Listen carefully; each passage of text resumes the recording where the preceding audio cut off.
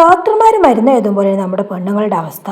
എൻ്റെ അമ്മോ, രാവിലെ ഉച്ചക്ക് വൈകുന്നേരം രാത്രി. ഡോക്ടർമാരാണെന്നുണ്ടെങ്കിൽ 3 നേരം മരുന്ന് എഴുതുള്ളൂ അല്ലേ. നമ്മൾ അടുക്കള പണിയാണെന്നുണ്ടെങ്കിലോ 4 നേരം. മരുന്ന് കുടിച്ചിട്ടും അസുഖം മാറണില്ല എന്ന് പറയും പോലെയാണ് നമ്മൾ പണിയെടുത്തിട്ടും അടുക്കള പണി തീരൂല. ക്ലീൻ ആക്കിയിട്ടും മതിയാവൂല. ഇതൊക്കെ ഓരോ പെണ്ണിന്റെയും കടമയല്ലേ അല്ലേ. ഹായ് ഓൾ, അസ്സലാമു അലൈക്കും. Welcome back to Shibili T K vlogs. അൽഹംദുലില്ലാഹ്. അപ്പോൾ അതെ ഫിനിമോൾ മദ്രസയൊക്കെ അടുത്ത വീട്ടിലെ വണ്ടി ചാട്ടാക്കിയതോടുകൂടെ അവൾ ഓടിപ്പോവാണ് കേട്ടോ. അടുത്തത് ഷിബിലിമോൻ. അവന് പിന്നെ ആരും വണ്ടിയൊന്നും കാക്കൂല കേട്ടോ. അവന് പിന്നെ രാവിലെ തന്നെ ആരോഗ്യത്തിന് നല്ലതാണ് നടക്കുന്നത് എന്ന് പറഞ്ഞിട്ട് അവന് പിന്നെ അങ്ങനെ പോവും ചെയ്യും. റോഡിന്മേൽ അങ്ങനെ വെള്ളം കെട്ടി നിൽക്കുന്നതുകൊണ്ട് ഞാൻ പിന്നെ ഇപ്പോൾ റോഡിന്മേക്കൊന്നും പോയി നിൽക്കാറില്ല കേട്ടോ. ഇവർ പോകുന്നത് ഈ ഗേറ്റിൻ്റെ ഇവിടെ അങ്ങനെ നോക്കി നിൽക്കും. അങ്ങനെ പിന്നെ അവർ പോവും ചെയ്യും. അപ്പോൾ ഏതായാലും അവർ പോയല്ലോ. ഇനി ഏതായാലും അടുക്കള പണി തുടങ്ങാന്ന് വെച്ചാൽ അടുക്കളയിലോട്ട് ഇറങ്ങിക്കാക്ക ആദ്യം തന്നെ 2 കോഴിമുട്ട പുഴുങ്ങാൻ വേണ്ടി വെച്ചു. പിന്നെ അതേ ഇന്ന് ദോശയാണ് ഉണ്ടാക്കുന്നത്. അപ്പോൾ ഇന്ന് മെയിൻ അടുക്കളയിൽ നമ്മുടെ കുഞ്ഞു അടുക്കളയൊക്കെ ഒന്ന് റെസ്റ്റ് കൊടുത്തിട്ട് അപ്പോൾ ഇന്ന് ഗ്യാസുമേലും ഈസിക്കുമൊക്കെ ഒന്ന് ഒപ്പിക്കാന്ന് വെച്ചു. ഏതായാലും ഇടയ്ക്ക് എപ്പോഴെങ്കിലൊക്കെ ഒന്ന് അടുപ്പിന് റെസ്റ്റ് കൊടുക്കുന്നത് നല്ലതല്ലേ. ദോശയൊക്കെ അപ്പോൾ ഇന്ന് മുട്ടയാണ് ഉണ്ടാക്കുന്നത് പാഴ്സത്തെ. അപ്പോൾ കുറച്ച് പാഴ്സത്തെ മുട്ട ഞാൻ മാറ്റി വെച്ചതായിരുന്നു. അപ്പോൾ അതൊന്ന് ഇതിലേക്ക് പൊരിച്ചെടുക്കാമെന്ന് വെച്ചു. ഇവിടെ കറി തന്നെ വേണമെന്നില്ല കേട്ടോ. എന്തെങ്കിലുമൊക്കെ ഒന്ന് ആയാൽ മതി. നമ്മളെ ഫിനിമോൾക്കാണ് പിന്നെയും കറി വേണ്ടത്. എന്നാലും കുഴപ്പമില്ല, ഇതിമൊക്കെ അവളെ ഒപ്പിക്കട്ടോ. പിന്നെ അത് കുടിക്കാനുള്ള വെള്ളം വെച്ചിരുന്നു ഈസി വെക്കുമ്പോൾ അതിൽ നല്ല തിളച്ച് മറിയുന്നുണ്ടായിരുന്നു ദോശയൊക്കെ ഉണ്ടാക്കി വന്നപ്പോഴേക്ക് കേട്ടോ.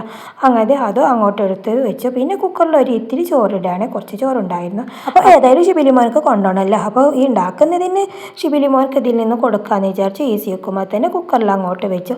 പിന്നെ അതേ വഴുതനങ്ങ ഉപ്പേരിയാണ് ഉണ്ടാക്കുന്നത്. ഒരിത്തിരി വെളിച്ചെണ്ണയിൽ കടുകണ്ട് പൊട്ടിത്തെറിച്ചതിന് ശേഷം ഇത് വഴുതനങ്ങ ചെറുതായി കട്ട് ചെയ്തതാണ്ട് ഇട്ടെടുത്തു. പിന്നെ ഒരു ഉള്ളിയും 2 പച്ചമുളകും അത്യാവശ്യത്തിന് ഉപ്പിട്ട് കൊടുത്തു. വഴുതനങ്ങ ഞാൻ ആദ്യം തന്നെ കട്ട് ചെയ്തിട്ട് ഒരിത്തിരി മഞ്ഞൾപ്പൊടി ഇട്ടിട്ട് വെള്ളത്തിൽ ഇട്ട് വെച്ചതായിരുന്നു കേട്ടോ. അതിനുശേഷം നല്ല വെള്ളം ഊറ്റിയെടുത്തതിന് ശേഷമാണ് പിന്നെ ഉപ്പേരി ഉണ്ടാക്കുന്നത്. അങ്ങനത്തെ അത് ചെറുതായിട്ട് ഒന്ന് സിമ്മിലിട്ട് വെച്ചുകൊണ്ട് ഞാനിത് മുറ്റടിച്ച് വരാൻ വേണ്ടി പോവുകയാണ്. അപ്പോൾ ഇക്കാക്കുള്ള ദോശയൊക്കെ വെച്ച് കൊടുത്തതിന് ശേഷമായിട്ട് അടിച്ചു വരുന്നത്. ഇക്ക പോകുന്നതിന് മുമ്പേ അടിച്ചു വരും കേട്ടോ.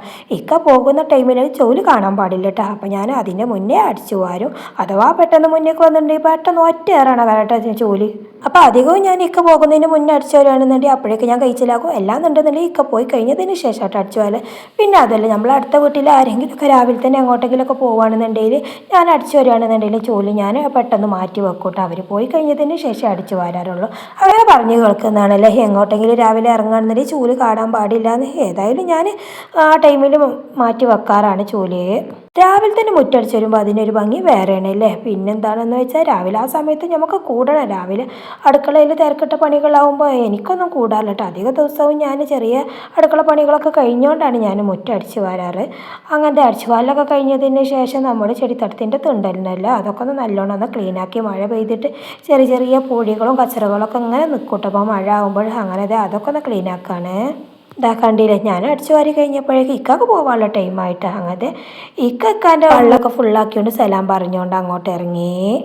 അവർക്ക് പണിക്ക് പോകണമെന്നുണ്ടെങ്കിൽ അവർ ആ കറക്റ്റ് ടൈമിൽ എത്തണ്ടല്ലേ. എന്നാലല്ലേ നമുക്ക് കഞ്ഞി കുടിക്കാൻ എന്തെങ്കിലും കിട്ടുള്ളൂ.